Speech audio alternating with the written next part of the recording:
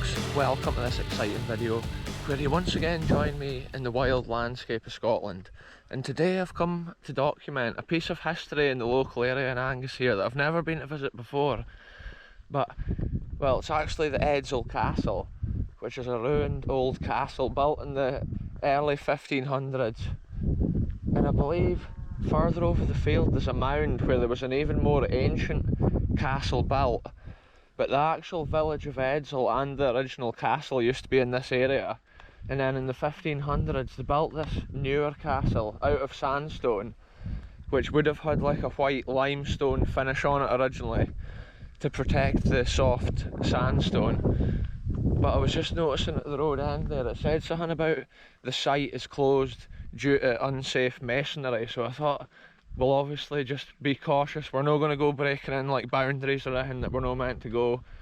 Even if we can just see the castle from the edge of the perimeter, it'll still be fun to come and document this on the channel, because I love documenting things and videoing bits of history that we've never seen before. And this is one of the greatest, grandest big old castles of Angus, abandoned here out in this wild land near the current village of Edzell, which is about a mile further down the road here. Wow folks, this is just incredible. The sandstone with the sun shining on it is just breathtaking on a day like this. And I've put the long sleeve jersey on just to keep the worst of the sun, because I'm still getting bothered obviously with the sunshine. I got proper sunburnt about a week ago, so I'm just taking all precautions now to stay safe.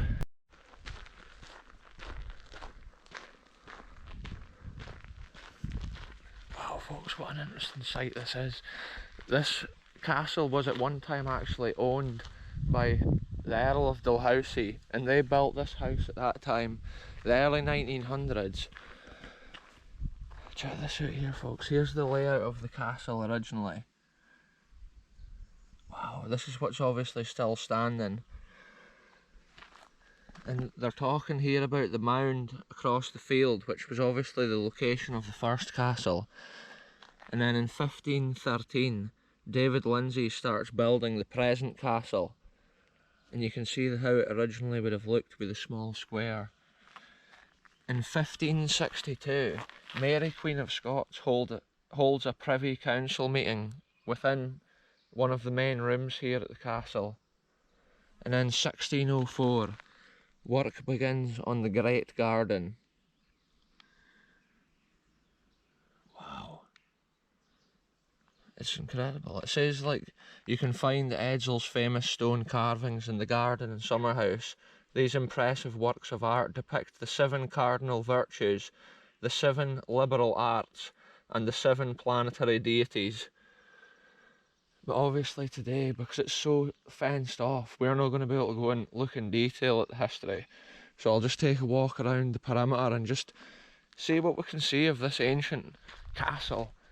Obviously on this channel we've visited castles in all different conditions. Some of them are no more than just like a pile of rubble.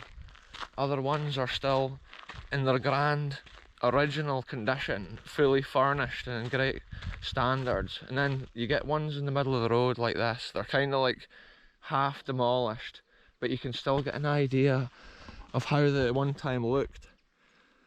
You can kind of see it through the trees. Wow folks, I'll be able to go and take a look through this fence I believe here. What an incredible piece of land this is, and just to think of the history within it and the stories old castles like this could tell, and all the different times on the estate. I can see there's actually been, at the corner of the garden, it's maybe been a keep. Some of these old castles had a keep where actually the soldiers and things were stationed who guarded the castle. And I believe one of the other Edzell Castle keeps was further down the road there, and it was converted at later times into a ducat, which was used to store pigeons. And the navy used to come and collect the pigeon dirt from all big castles and estates, and they would use part of the ingredients of the pigeon dung to make their gunpowder at those ancient times. And that's why a lot of these castles, like some of them would have just built a ducat at that time, but castles like Edzell converted their existing keep building to suit the needs of the ducat. So it's interesting to think about stuff like that. Just check it out, it's a grand building right here with so much still standing. Apparently, like I said earlier in the video, it was originally whitewashed with a lime coating to give it protection. The thing is, it's closed because of fallen masonry, but this, like most of the castles and buildings I go to will probably be a lot more dangerous than this one. But like I say, I'm always going to respect the boundaries and things that's been put in, because I believe this is a historic Scotland site. And I'm all for protecting the history of Scotland, folks. That's how I'm not going to go traipsing on in. But it is cool to come and video stuff like this and document it at a certain time in its history. Wow, it's so special to see. Almost a bit like Red Castle at Lunan Bay. The shape of the stonework and the carving there. It's just incredible craftsmanship back in those early days. Yeah, this is cool. Look at all the sheep here sheltering under the tree. I love to see this. And there's actually some old stonework up the back. I wonder what that has been. Look at this, folks. There's been some sort of stone apparatus or walls built up here, and it was maybe some sort of ancient water source coming down off the hill. Sometimes old castles had like water wheels or generators. Wow, a wee rabbit just came right out there. This is like rabbit paradise. Check this out, folks. Wow, there's been some sort of big hole here. The original castle well lies within the grounds of the castle there. Just check this out. See, there's been, oh, I can't what it is. It's water tanks. Water supplies here, folks. So you can see it's been built up here on the hill under the ground here. There'll be a water source. What a cool sight. I'm going to take a walk right around the perimeter. Obviously, the landowners and estate owners always come with the greatest respect when I'm coming onto these lands, and that's the reason I don't cross all those fences and things like that. But even when I'm in fields, I always make sure never to damage crops or upset livestock, especially at this time of year when the sheep's lambing and the coos are calving. Wow, what an adventure it is. It's so hot today in the sunshine, it's just unreal. That'll be the reason that the sheep are sheltering under that tree.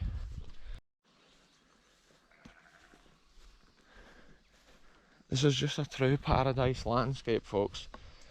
And to see history like that hidden in the middle of it, it's just stunning.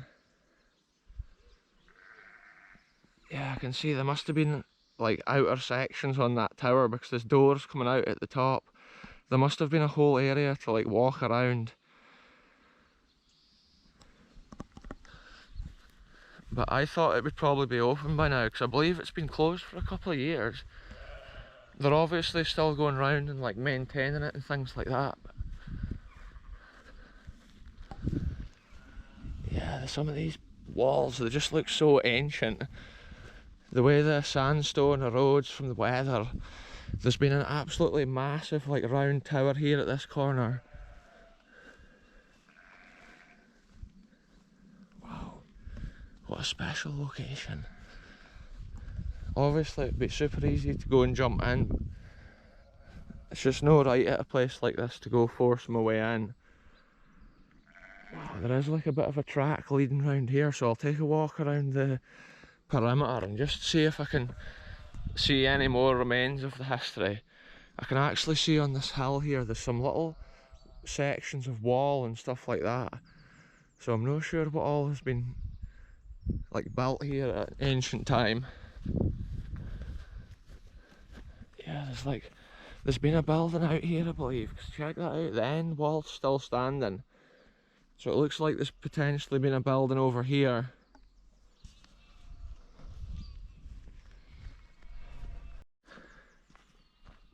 Yes, check this out, folks. I've always been so interested to come and have a look at this castle. From what I'm seeing, this will be the more ancient, older section that they talked about. I can see the marks on the roof at the far end where like the old roof line has been. You can kind of see the marks on the wall where the old roof line has been against it. And yeah, the red sandstone just looks incredible. Probably with the bright sunshine behind it, it's not so easy to see the definition on the video footage, but wow. Even though I can't get in, it's so cool to see the grandeur and the massive scale of this castle from here. And there must have been buildings, or I should say rooms at this side as well, because I can see cutouts and stuff in the wall there.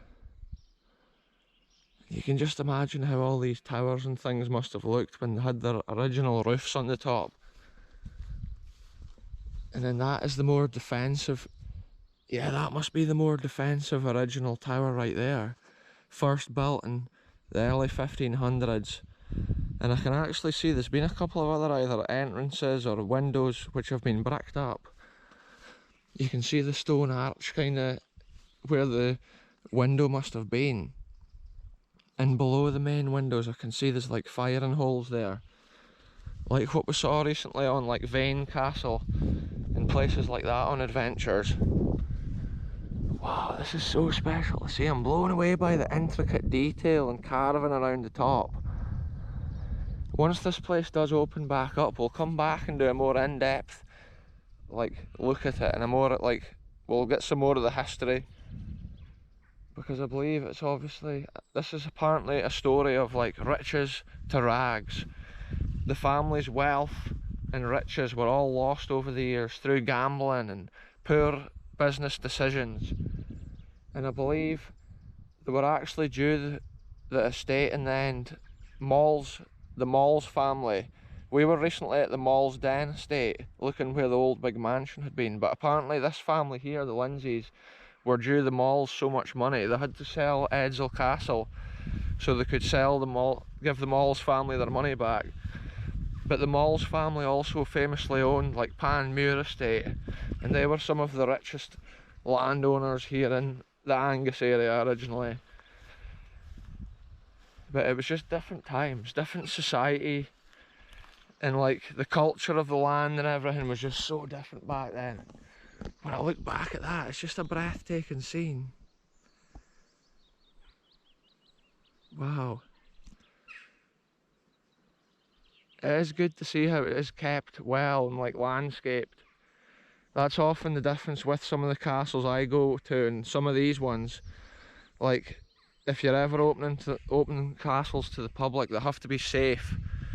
So like most of the castles I go in are just like unsafe. If you stood in the wrong place you could knock the whole thing down, because they're just left and abandoned, whereas this one's taken on and it's always like frozen at this level of decay, because if any of the bricks need pointed or refaced, they always get the work done. So in theory it should never get too much worse than what it is now, but compared to how it originally was, it's just it's just a skeleton or shell of its original beauty. I also believe in like a certain time a lot of the stuff was scrapped and taken out, and the big oak beams from here were actually taken for mounting weaving looms onto in Dundee.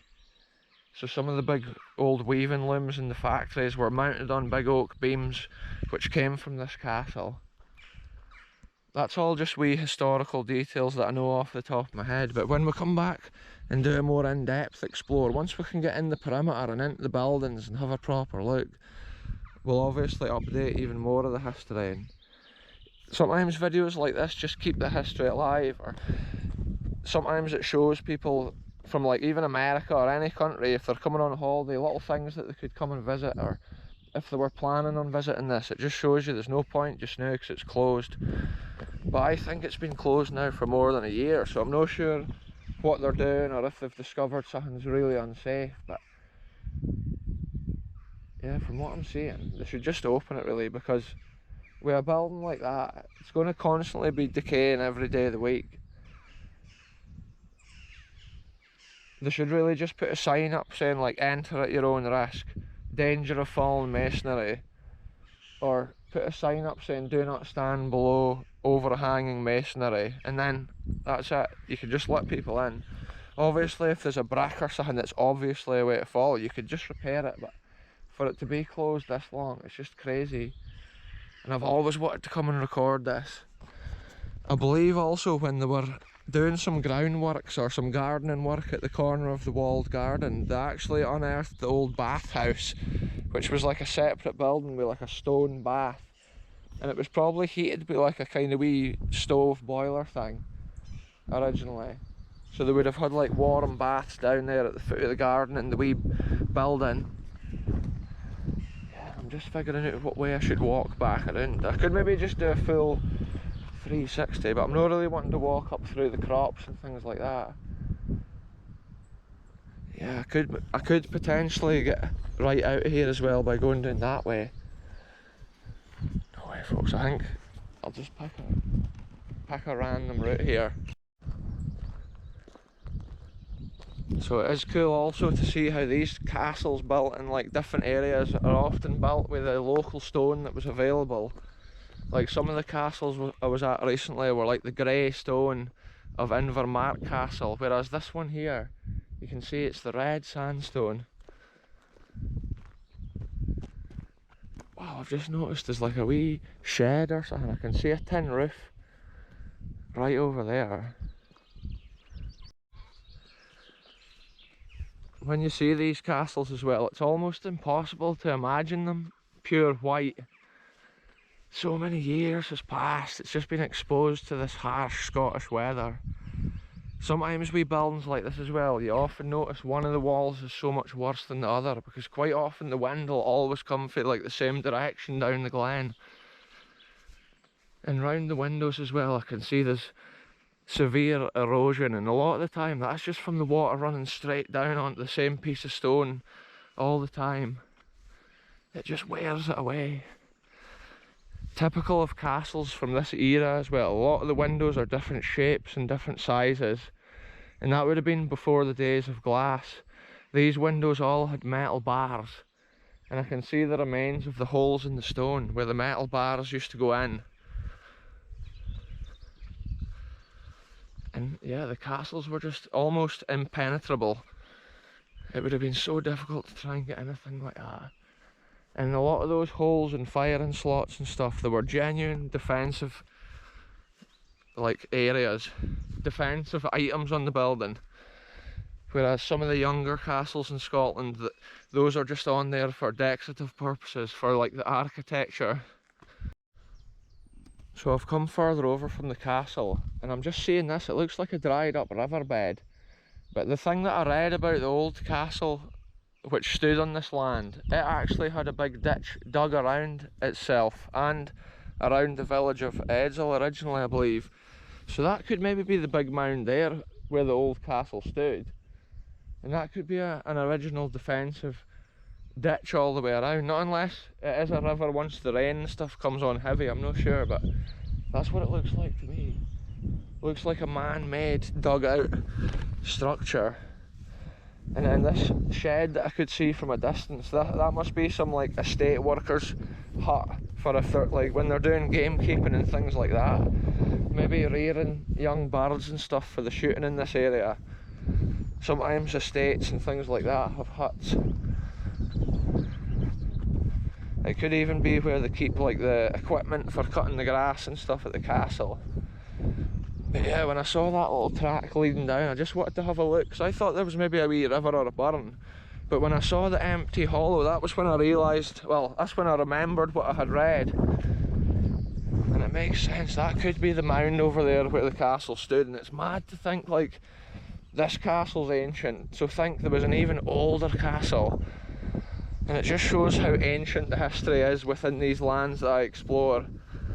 Apparently in Angus itself there was over 100 castles over the years, and like I'm doing my best on this channel to kind of like document them all or see what's left at the sites where they had originally stood. And today we've seen the old Edzell Castle, well, area, and then the newer Edzell Castle. And it's crazy to call something from the 1500s new. You can just see the silhouette of it today in front of that incredible summer sky. Most places are so overgrown just now for adventures, it's just a nightmare. Because I love exploring just like wild lands and places I've never been, but at this time of year you just can't see anything when you go to those places. It's just so wild.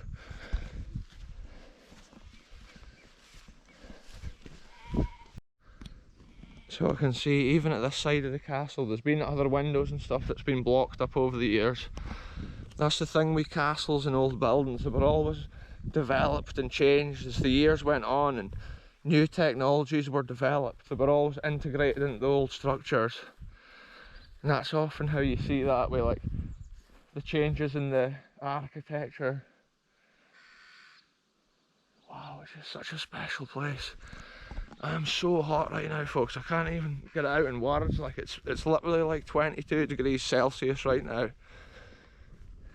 it's just incredible scenes once again on the channel.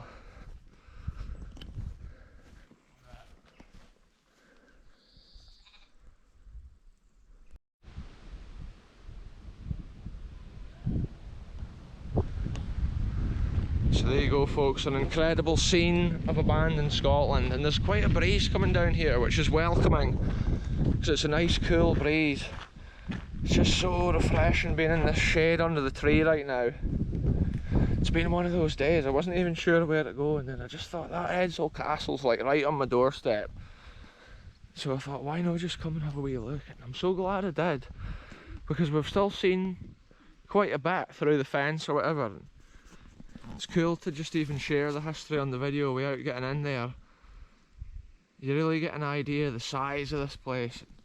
The wee bits of history involved with it, like what we read on the sign at the start.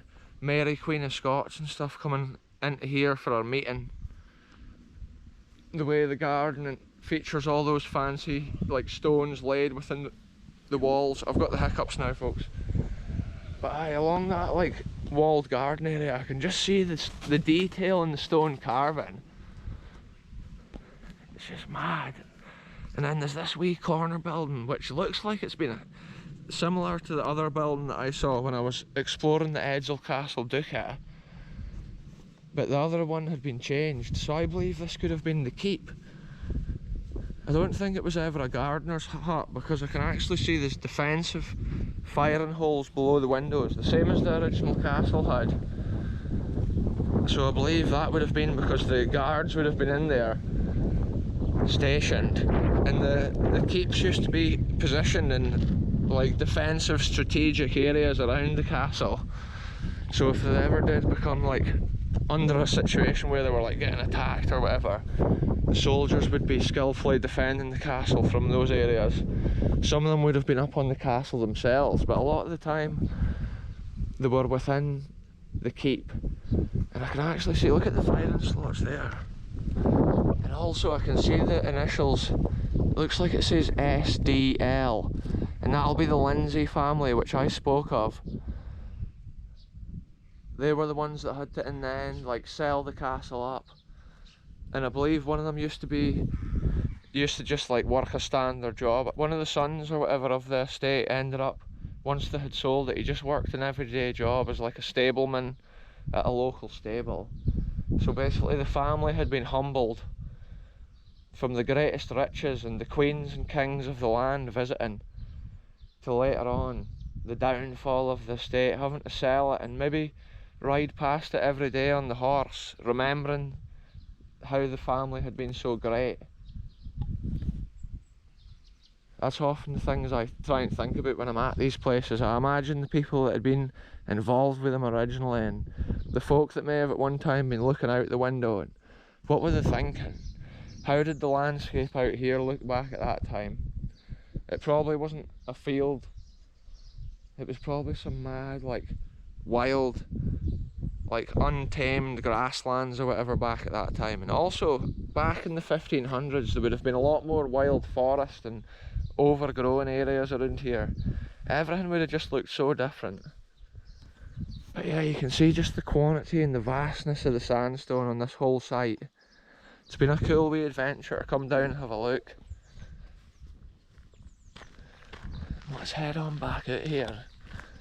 I wasn't even sure if I would get near the castle walls and things like that, but I'm so glad that I had walked in here just to document what it's like at this stage of its restoration or whatever's getting done. And at least we were still able to see over the hedge and document some of the fine stonework of the castle. And it looks like this grass is just so well kept. The whole area, it really is just a paradise spot.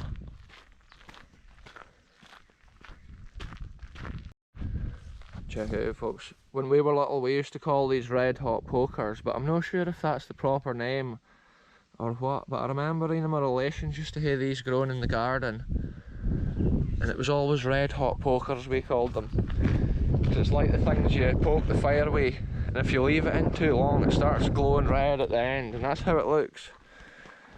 Anyway, we'll take one last look here at this sign, folks. The grandeur of Edzell Castle, documented on the channel for the first time, and it's amazing considering that most of my adventures are in this kind of nearby area. It's mad that I've never been in here to see what we've seen today.